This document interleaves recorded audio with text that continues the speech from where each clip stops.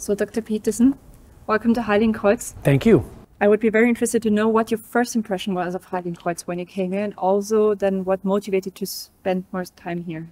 Well, I had spent a fair bit of time at Harvard and then later at Cambridge and Oxford, particularly Cambridge. And there are remnants of the monastery architecture at Harvard, but in Cambridge and Oxford it's absolutely obvious that the universities are descendants of the monasteries. And I really liked, well, Cambridge and Oxford are beautiful beyond belief and deep and old.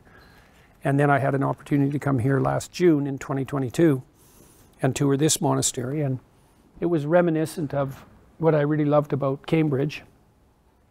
And I knew then that I was writing a book, am writing a book called Who Wrestle With God, which is a very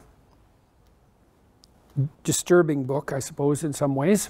And I knew that I was going to need somewhere quiet to think about it, especially when I was doing the final editing, which is what I'm doing now. And then it would be also useful to be somewhere beautiful, and this place certainly qualifies on that front, and also somewhere that was deep. I knew it would be helpful to me if I was dealing with deep things, which I'm trying to do in this book, to be somewhere that was beautiful and quiet, but that was also religiously oriented in a profound manner. It's calming. So in a place like this, what's religious is implicit in the architecture and in everything, in all the ritual, and that's helpful. I mean, in one of the ceremonies here, since we're here at Easter, in the big cathedral, in the church, in the big church, which is quite an impressive place, the service closed with Handel's Hallelujah chorus on organ and with timpani drums, and you know, that's a pretty impressive piece of music. So it was good to hear it in a place that's that beautiful. I mean, I think that church, some of it's what, 13th century, the Gothic part, 12th century, right? And then it's attached to a much more ornate, more Baroque, well, half of it, and so it's a very interesting building, kind of stark on the one side and then very beautifully decorated on the other. So, you know, a community like this provides a continual temporal order. It also provides people with an overarching narrative. I mean, I was here over Easter, and obviously Easter is a major point of celebration, and it extends over multiple days. And there are rituals associated with each day. And there's something magical about that. In the West, we've lost most of our ritualized days. We have Christmas. In North America, we have Thanksgiving. We have Halloween. And that's about it. And that means every other day is the same.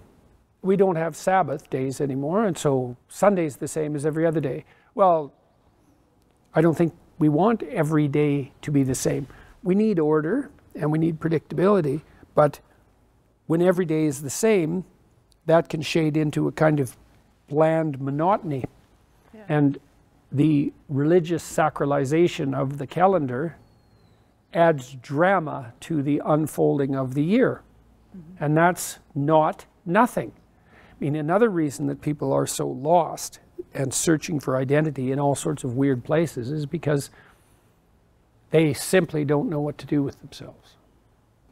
I would say still, I'm a psychologist. I don't feel that I'm in a place to make metaphysical claims.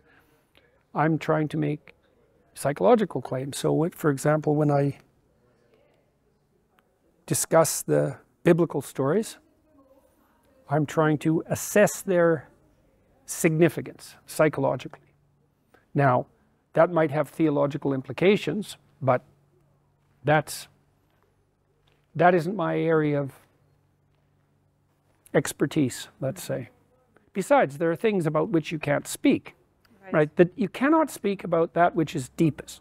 Right. It's always a mystery. That's part of the tradition of the Judeo-Christian inheritance, that what is ultimately in the highest place is ineffable. You can establish a relationship with it, but you can only get a glimpse of it. You can only see God's back, for example. And that's because you just don't have access to the fundamental reality of everything. It's hidden from you. It's veiled. It has to be. If you ever saw it, it would tear you into pieces. It'd be too much. I mean, you can barely deal with what you can see, much less with what the totality of everything unseen. So I try to write about and talk about what I know and what I can demonstrate in multiple ways simultaneously, and then leave the rest wherever it might fall. You know, people ask me continually, pesky Christians, for example, do this, you know, do I believe in God? And I think, well, first of all, what makes you so sure that what you think about belief and what I think about belief are the same thing?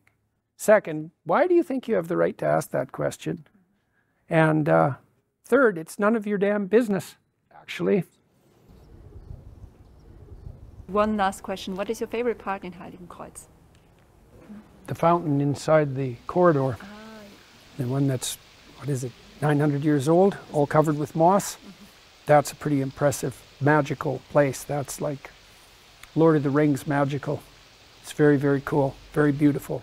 And beautiful in that way that can't happen without 900 years, right? Yeah, it's really something. Thank you very much. Thank you. For the conversation. No problem. Good to meet you. Thank you, everybody.